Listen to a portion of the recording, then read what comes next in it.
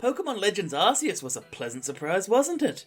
A Game Freak developed spin-off title set in a feudal Japan-inspired take on the fan-favourite Sinnoh region that pushes the Pokemon formula closer than it's ever been to the collective dream game of a sprawling world bustling with fantastical creatures and mimes. Pla showed us a Pokemon game with streamlined and snappy combat, hours of rewarding, wondrous exploration, and a serene, meditative aesthetic. And you can ride in a Weasel's backpack. Of course, no game is perfect.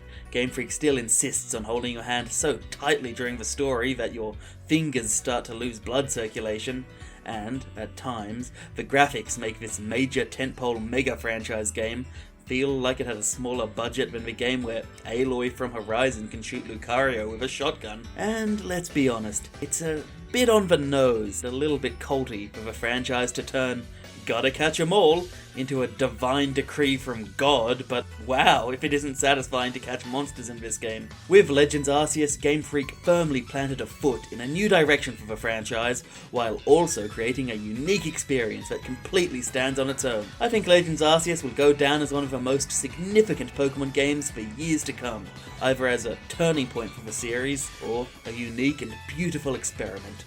But we're not here to talk about any of that. Let's talk about that one ugly Cypher evolution it introduced. Part 1. Leave it to Kleavor. Starring Barbara Billingsley, Hugh Beaumont, Tony Dow, and Terry Bidoof. Mathers as the Beaver.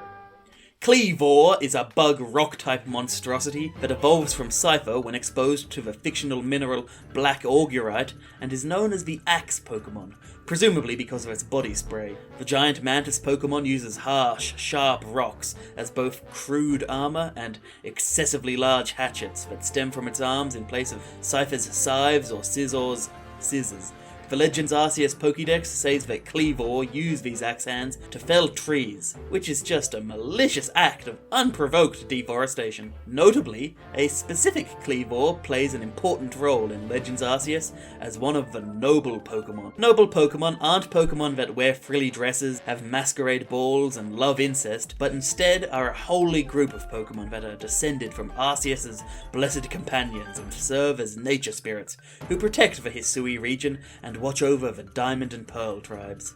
At least I think that's the case. I was mad bored during the story, so I don't remember any of that stuff, and I'm just regurgitating Bulbapedia here. Tragically, a rift in space-time caused these majestic Pokemon to go feral, and now it's up to you, or in my case, a young lady named Poopa, to find the noble Pokemon and quell their rage. You do this by pelting them with food for a couple of minutes, which is also the only way to stop me when I'm drunkenly screaming at Hungry Jack's employees. The Lord of the Woods, Kleavor, guards the Pearl Clan and their sacred Grand Tree, which, based on everything we know about Kleavor, seems to me a bit like asking Marmaduke to look after the world's biggest pie. Noble Kleavor is the first boss encounter in Legends Arceus, as well as the first real-time action boss fight in a major Game Freak Pokemon game. The fight itself is pretty simple.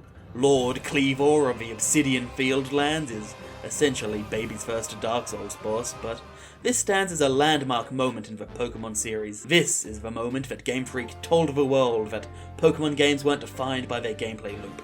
A Pokemon boss fight can now have circle strafing and dodge rolling and third-person food fighting, with the option for a bit of traditional turn-based combat as a breather.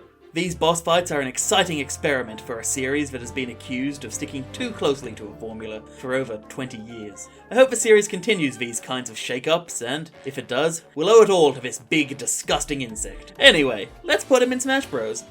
Part 2. Okay, but why?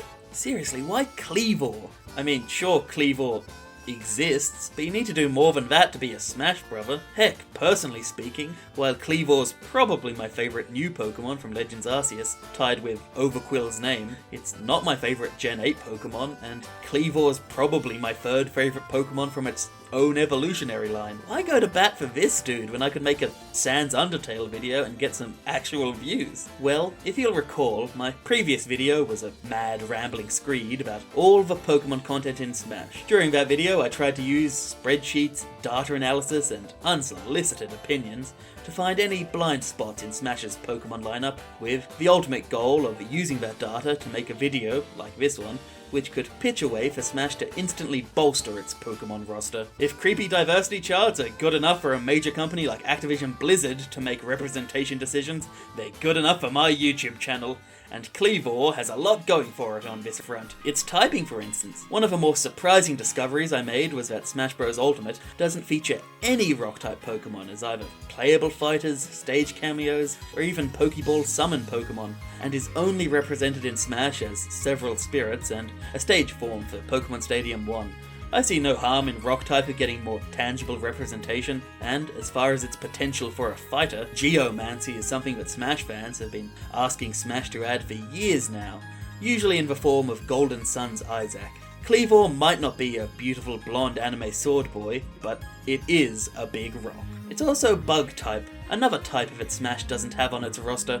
Emphasis on roster, because for all its people, elves, mammals, birds, reptiles, robots, and whatever Kirby is supposed to be, Smash Bros. Doesn't have a single insectoid fighter. Sure, the tiny Olimar and his Pikmin, or Bayonetta and her butterfly wings are loosely reminiscent of bugs, but there's about 1,000 ways I'd describe Bayonetta before I'd describe her as being kinda like a mayfly. So, as a bug rock type, Kleavor instantly helps our diversity quota and is exactly what Smash needs for my woke agenda. Kleavor is also from a spin-off game, which most Pokemon content in Smash isn't. Legends Arceus might be made by Game Freak, introduce new Pokemon and use turn-based combat, but its historic setting, open-world gameplay, and the fact Nintendo isn't trying to grift people into buying the same game twice with this one, means that Legends Arceus is far from Pokemon as usual. So, even if it's not Pinball or Mystery Dungeon, or that dystopian phone game that's going to watch you sleep, including Legends Arceus in Smash would at least be a gesture to the fact that Pokemon is far more than the main games, which is a gesture that I think is sorely needed. Kleavor is also not a major mascot, which, yeah, on the surface isn't a selling point for it getting into an all-star crossover like Smash, but considering that Pokemon has had 10 fighters already, will always get new fighters in Smash, and the breadth of its bestiary is what makes the Pokemon franchise so compelling, I think opening the gates to more kinds of Pokemon can make Pokemon speculation in Smash exciting again instead of dreaded. So I think it not being a mascot is a good thing. And Kleavor wouldn't be completely arbitrary. It's associated with the always popular but rarely spotlighted Cypher and Scizor, and its role as a noble Pokemon means that it plays a major role in a major new game. It's not Pikachu or Lucario, but it's also not so obscure that adding it would be a complete out-of-left-field land slap in the face. In many ways, Kleavor is the perfect answer to the questions I raised in my last video. From the point of view of making Pokemon in Smash as diverse and representative of a wider franchise as possible, I think Kleavor is a shockingly good candidate. Heck, Kleavor's so good at plugging up holes in Smash's representation that it would even give Smash its first true axe fighter, something that Fire Emblem fans have wanted for years.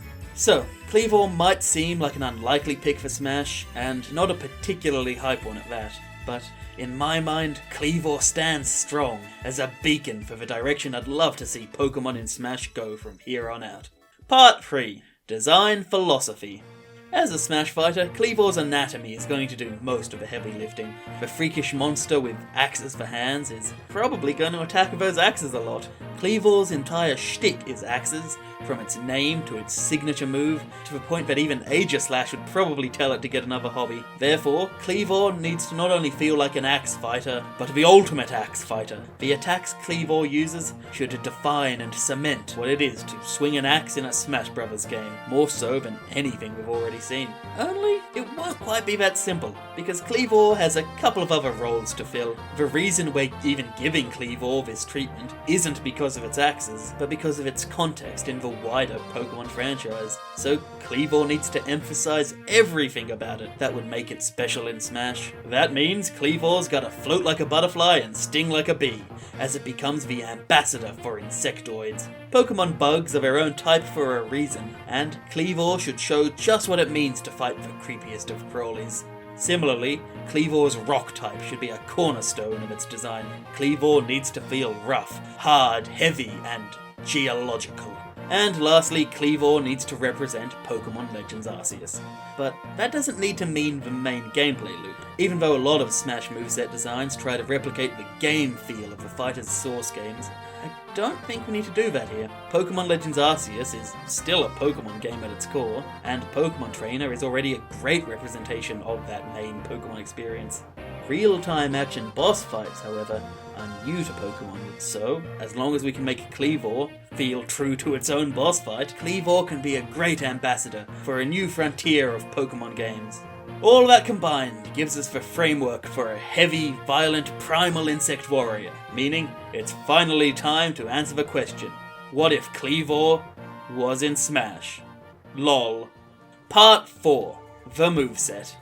Kleavor is clearly primed to be a big, super heavyweight, comparable to Charizard. Personally, I'd enforce Kleavor's rockiness by making him heavier than Charizard and closer in weight to Donkey Kong and King Dedede, even if the average Kleavor is canonically just a tiny bit lighter than Charizard. Considering Legends Arceus introduced supersized alpha Pokemon, and Noble Kleavor specifically is on that Sigma grind set and dwarfs even the alphas, I think it's perfectly reasonable for Kleavor in Smash to be as big and heavy as possible. Speaking of Charizard, Kleavor's neutral special is Stealth Rock. Kleavor spits out a rock, only, stealthily. Stealth Rock is one of the most infamous moves in Pokemon, where it is traditionally an entry hazard move. Pokemon Legends Arceus reworked the move quite a lot, however, changing it to be a direct attack that deals extra damage over time. We'll aim to emulate both versions of the move to varying degrees.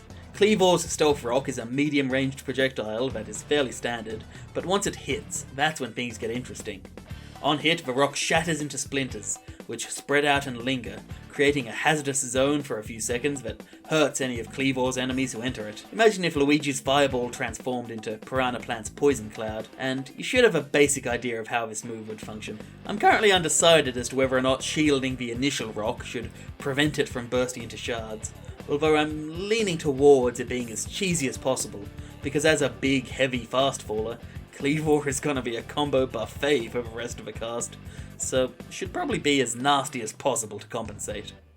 Stealth Rock's hit effect should have similar sounds and particles to the Legends Arceus Pokeball catching, because those effects were perfect in making the simple act of catching critters into a pure dopamine rush. And you know how you get the most satisfying catches in that game? By striking a Pokemon from behind. This underhanded technique is where we put the stealth in Stealth Rock. Similar to Shulk's backslash, if you hit an opponent from behind with the rock, the attack would be devastating. Specifically, the backstrike version paralyzes opponents for a moment, which would mean they automatically get shredded by the splinters, on top of being wide open for a follow-up. Now, the game balance disclaimer for this move is that it would obey the same rules as Zero Suit Samus's Paralyzer, so you wouldn't be able to paralyze the paralyzed. Kirby's Kleavor hat is pretty straightforward. He spits out the rock, but I do admit it's a bit of a shame for Kirby to eat Kleavor and not get to play with his signature axe hands. Well, between the neutral special, side special, and down special, I did go back and forth a bit on which moves would use which input, so you know what? Even though I'm sticking with the actual neutral special and Kirby copy ability being Stealth Rock, let's let Kirby introduce the side special, just this once. Kleavor's side special is Fury Cutter, and it's a good thing Kirby's only pretending to use this fake move I made up, because this move is busted by design, but I'm getting ahead of myself. In the Pokemon games, Fury Cutter is a bug-type move introduced in Generation 2 that starts out extremely weak, but for each successive hit, the move grows more and more powerful until it becomes overwhelmingly strong. Missing a Fury Cutter will reset the move's power, however. Now, I'm cheating a bit with this move because Kleavor can't actually learn Fury Cutter, because the move wasn't in Pokemon Legends Arceus. Still, I don't think it's a stretch to give it to Kleavor, because the flavour of the move matches Kleavor's big, angry, blade-handed monster vibe perfectly, and in the games that do have Fury Cutter, Kleavor's pre-evolved form Cypher has always been able to learn the move one way or another, so if Kleavor and Fury Cutter ever find themselves on the same cartridge, it's almost guaranteed that Kleavor will be hacking and slashing like a maniac. Anyway, our Fury Cutter sees Kleavor do a quick, disjointed slash in front of him. This would be Kleavor's best neutral tool, combo starter, and combo extender. In my head, the standard version of this move would exist in a similar design space to Sheik or Mithra's Forward Airs, only slightly slower to accommodate for the larger range. But if that's all it was, it wouldn't be a special move. So, the initial version of this move would be comically weak, but every time you hit it, it grows in power. Specifically, each hit would give you about a 7% power boost, to a maximum increase of 35%, which is the same increase that Steve and Minecraft's diamond tools have compared to their wooden equivalents. And Smash players all love Steve's diamonds, right? At this point, you might think a move this potent would be super over-centralizing to Kleavor's kit. If it's fast, reliable, and using it only makes it grow stronger, why would you ever want to use any other move? Well, because after it's initiated, Fury Cutter's effect also applies to all of Kleavor's normal moves, not just itself, and most of those moves aren't weak to begin with. So land a Fury Cutter and then do whatever you want to keep the pressure on. As the multiplier stacks, combo moves will become keep away options will become kill moves, and kill moves will probably just delete your opponent's character from the Switch. Of course, just like Pokemon, miss one of these attacks and the bonus would completely go away. So, you have to be a cunning predator, a clever Kleavor, and find lethal openings just like a real Mantis.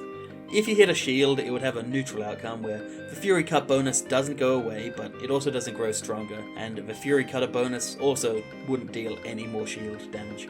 Kleavor's other special moves, Final Smash, Pummels, Throws, and items also wouldn't interact with this mechanic at all.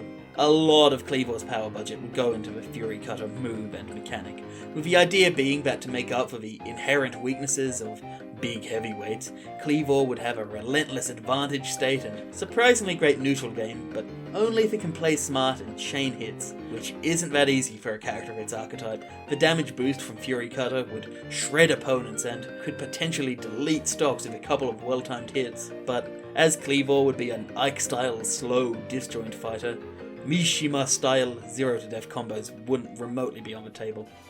Kleavor's down special also sees a lot of furious cutting, but this time we're calling it Close Combat. This move isn't really based on the Pokemon move of the same name, but we needed a name, and it's more so a reference to one of the main attacks used by Noble Kleavor in its boss fight. Kleavor stampedes forward, ferociously swinging its axes all the while. Close Combat would be a proud member of one of Smash's newest move types, and joined Sephiroth's Octoslash and Mithra's Photon Edge as an over-the-top anime slash and dash. In Pokemon Legends Arceus, if Kleavor hits a wall while using the move that we're calling Close Combat, it gets stunned, but because we want our Kleavor to be an interesting and viable fighting game character, we're kind of doing the opposite. One of our design goals for Kleavor was for him to feel like a big bug, and most bugs can walk on walls. So if Kleavor hits a wall when using Close Combat, it'd continue to move uninterrupted and clamber up the wall like the relentless, inhuman creature that it is.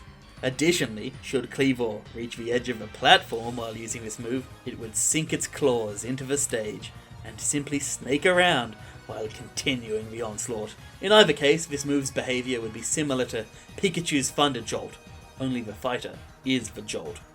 A complete 180 on a platform as flimsy as a battlefield platform might look silly, however, so perhaps the climbing would be exclusively limited to solid platforms.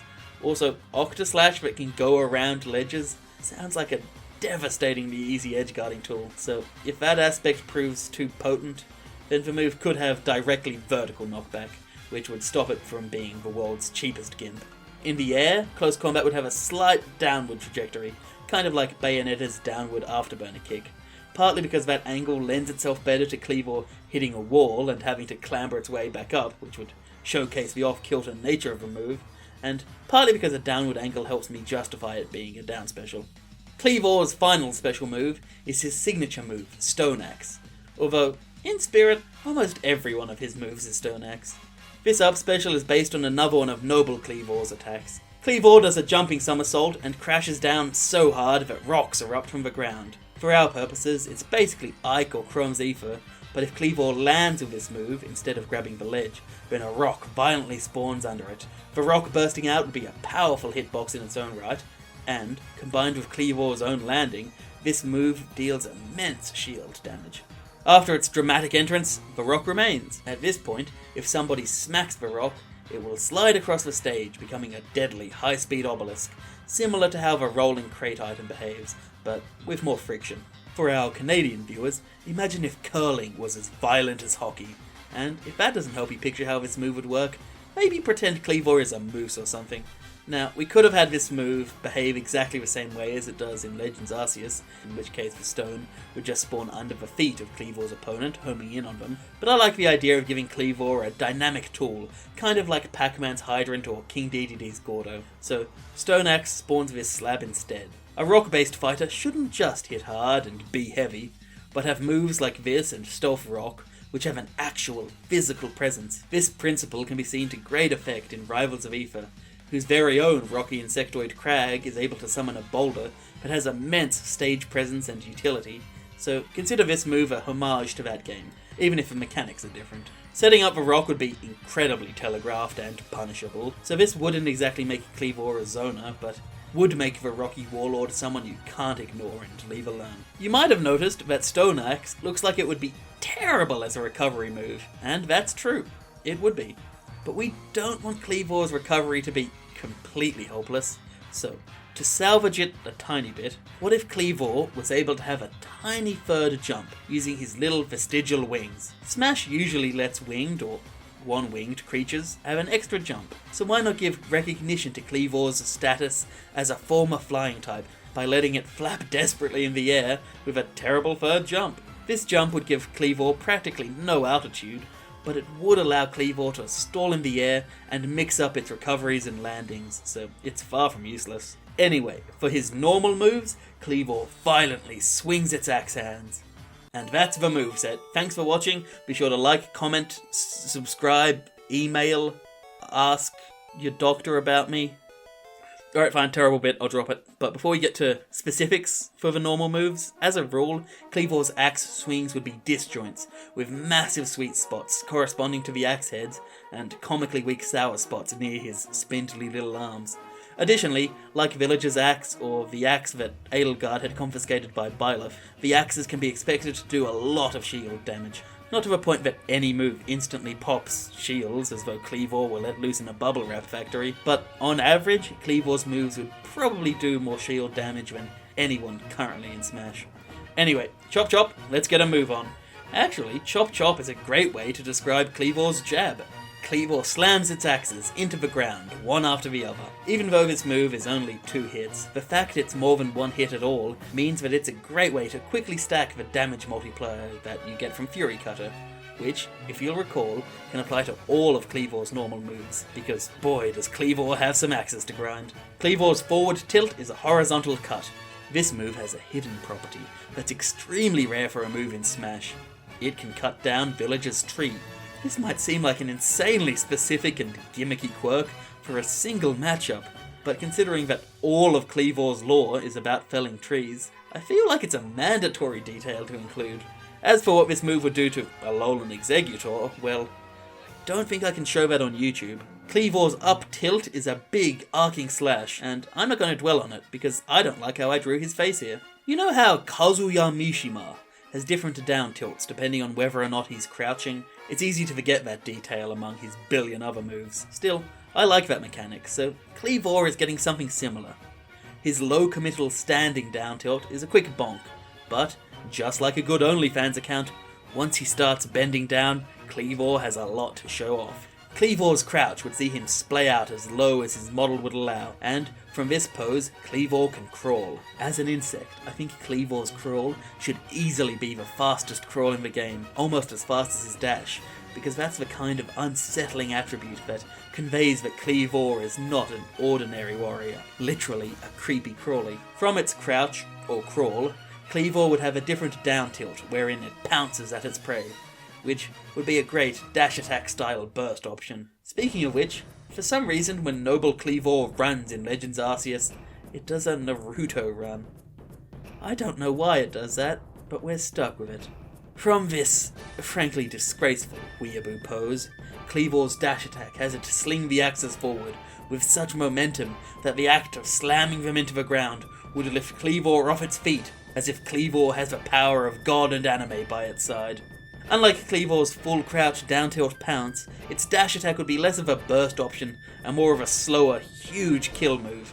Kleavor's forward smash is a cleaving strike based on its main attack animation. This move has a couple of special properties, one of which requires a bit of context. Pokemon Legends Arceus reworked how Pokemon's turn-based combat worked, making turns now based on the speed of Pokemon and their moves, meaning it's now possible to have 2 moves in a row or have your turn delayed.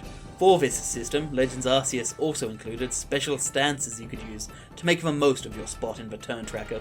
Once a Pokemon has mastered a move, it can now use it in an agile style to deliver a weaker, faster attack that can make its next turn happen sooner, or they can fight in a strong style, which does the opposite, allowing for powerful but slow moves. There's a world in which a Legends Arceus-based Smash Brother has their entire moveset based around the strong agile system, but I opted for a more subtle nod here.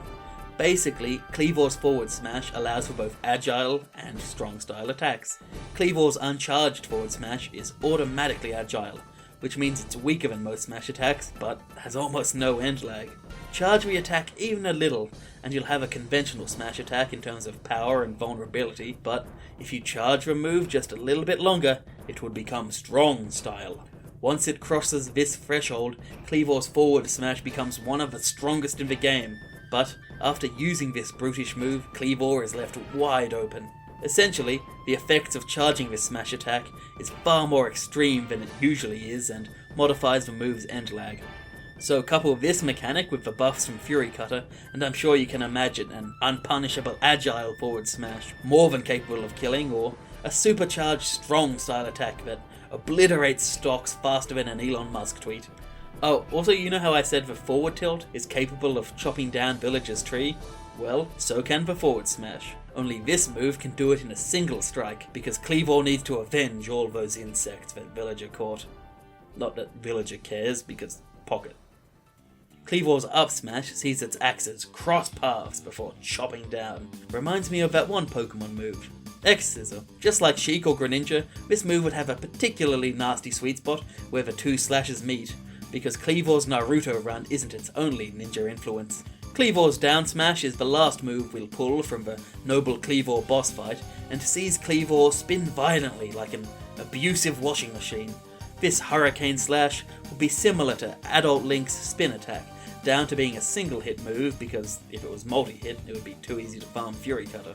It also has a wind box during the startup that sucks opponents into the vortex, making the threat range of this move devastatingly large. Also, I just lied. Technically, there's one more move from Noble Kleavor. Kleavor's Neutral Air is another spin, this time inspired by the Lord of the Woods' entrance cutscene. As a Smash Moveset YouTuber, I take pride in seeing a character do literally anything one time, and demanding that it's their most iconic moment and must be central to their identity. This move would be a single hit get off me tool, like if Meta Knight's Nair had the range of Marths. Kleavor's forward air gives both axes a turn attacking. Imagine Cloud's forward air, but twice. Both strikes would have sweet spots that spike, and the first hit would have a sour spot that aims to combo into that second hit's sweet spot. For the purposes of Fury Cutter, while both hits could stack the buff, you'd only need one hit to land to not lose the bonus due to missing. Kleavor's back air takes a crack at a back hack. This move would be a solid spacing tool with power and range behind it, and would have Smash commentators everywhere saying, "Nice back air!"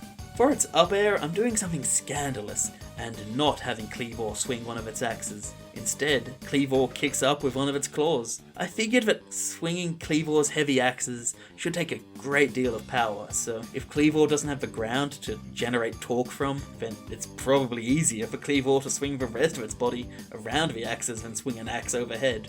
So, even Kleavor's moves that don't use axes are pro-axe propaganda. Kleavor's down air makes up for it though, as it's a double axe-handle dunk, only with a bit more than just the handles. Obviously this move would be a spike, and a nasty one at that. For Kleavor's grab, I wanted it to ensnare its prey in as mantis-like a fashion as possible. Once it's grabbing its opponent, Kleavor would chomp down on their head for its pummel, which, if I understand praying mantises correctly, is kind of romantic. Because Kleavor's moves are already disjoints that do heightened shield damage, there's no reason for Kleavor to have a remotely good grab or throw game. The animations should telegraph this ineffectiveness. For instance, Kleavor's forward throw would look far more like a chef tossing out a pot of day-old stew than a seasoned martial artist. The back throw would have a similar clumsiness. because it's hard to have good physicality when you have two giant slabs of rock sticking out from your arms as if Moses and the Ten Commandments had a horrible Cronenberg-esque fusion. The back throw's bad. Kleavor's up throw sees it fly up a tiny amount for a drop attack, wherein one of its axes drops down like a guillotine. But where guillotine is a one-hit kill move in Pokemon or the French Revolution, this attack would be much less deadly, and would probably eventually become a mercy kill option around 170%. And lastly, Kleavor's down throw has it pinned down its prey for a violent attempt at a beheading. The execution attempt is too brutal for its own good, as this move would launch too far to be a practical combo starter, outside of extremely low percents. Before we get to a final smash, we'll just quickly cover the other stuff. Kleavor's taunts would include it playing with its food, as it juggles a bag of feed from its boss fight before snatching it up. Another taunt has it sharpen its axes, which is both sensible maintenance and an ominous threat. Lastly, it's almost guaranteed to have a generic animal roar, because as a monster in Smash, that's just how it be sometimes. Kleavor's alternate colour palettes would include Shiny Kleavor, Noble Kleavor, as well as some family hand-me-downs from Cypher and Scizor. Beyond that, I chose to have colour schemes based on Pinsir, Blue and Orange Mega Heracross, and lastly, fellow Bug Rock-type Pokemon and my friend Armaldo. Kleavor's stunned animation could be lifted straight from Legends Arceus, and, as a bug, it would have a wall cling, where it stabs an axe into the wall like a climbing axe, making it the first big fella in Smash history, capable of vibing on the side of Kalos Pokemon League. To hold items, Kleavor would use the little nub hands it has at the end of its axes, because fingers are overrated. Kleavor's stage could be the upper branches of the Grand Tree, which would represent both Noble Kleavor's boss arena and the scenic and iconic Obsidian Field lands, which would make for a gorgeous backdrop, bristling with wild Pokemon cameos, such as the beetle that makes a funny noise, or Bidoof, who plays an important part in the lore of Legends Arceus, as the one Pokemon more powerful than Arceus. I hope everyone enjoyed that joke. Nothing but the finest 2014 Dorkly memes here on the Max Ham channel. All that's left now is the final smash. Regardless of costume choice, Kleavor ascends to its noble form as it violently lurches forward, similar to the close combat move. Anyone struck by this blitz is sent into a cutscene clearing where they stand before Hisuian Arcanine, Avalugg and Lilligant, some of the other noble nature spirits.